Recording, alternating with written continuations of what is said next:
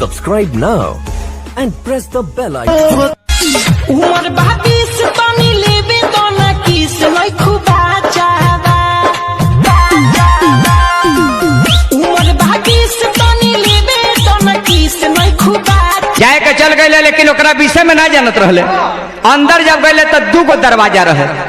अब सोचत रहे कि हे दरवाजा में घुसी कि हे दरवाजा में घुसी। भला VIP होटल बारी तले ऊपरवा लिखल रहे भोजन नाश्ता। कहते कि हई नाश्ता के दरवाजा हो भोजन के हो तो हई नाश्ता छोड़ भोजन में ढूक। भोजन में ढूक गईले। अंदरवा जब कुछ दूर गए तब फिर 2 गो दरवाजा रहे। एगो पलिकर है शाकाहारी एगो पलिकर है मांसाहारी। कहते कि बड़ा VIP होटल बरी हई शाकाहारी हो हई मांसाहारी हो तो शाकाहारी के छोड़ मांसाहारी में ढूक। मांसाहारी में घुस गए। ओकरा अंदर जब गए तब फिर 2 गो दरवाजा रहे। एगो पलिकर है उधार एगो पलिकर है नगद। कहते कि बाहरी होटल बा आज ले हम नगद होटल देखले बानी उधार नहीं देखले तो नगद के छोड़ उधार में ढूक।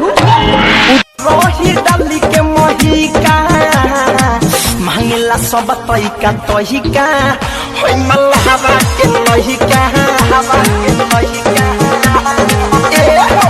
मांगला सब रोही लम्हों में सबको छपोना पड़ेगा।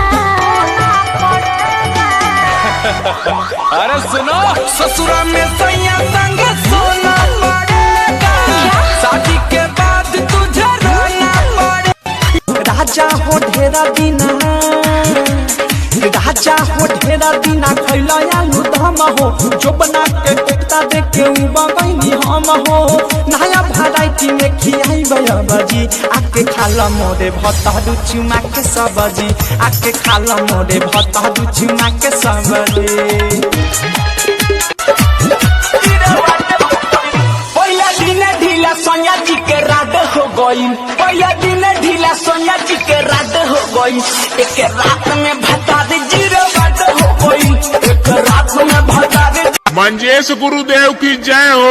गुरुदेव 2010 में गईला 2020 में अइला धरतिया में रह के काका खैला। मूर्ख चला झोला छाप वाली बात मत कर और बता जौने मलवा खातिर हम नरेंद्र युद्ध कैले रानी कहाँ है। गुरुदेव ओकर तो शादी हो गई आजमगढ़ कप्तानगंज नरेंद्र सेठे लाई तो बात तोहरे न वो धैले बा मंजेश राजा। 10 साल से हमारे अंदर बदला के ज्वालामुखी फूटता हमारे माल से शादी के सर्वा मजा लूटता। चेतने तुम चबे के वतने नचे तो नया नया गाना तेरा गाँव में बजे तो मोबाइल में पीना घुसे तो गे डीजे वाला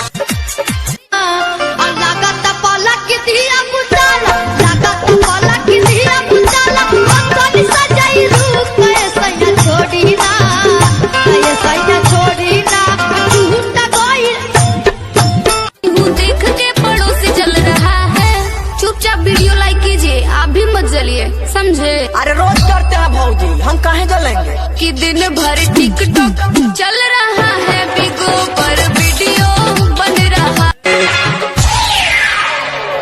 बनल बा बॉडी खेला कबड्डी राजा नहीं चाहिए गड्डी बनल बा बॉडी खेला कबड्डी राजा नहीं चाहिए गड्डी 10 नहीं 20 ना 1000।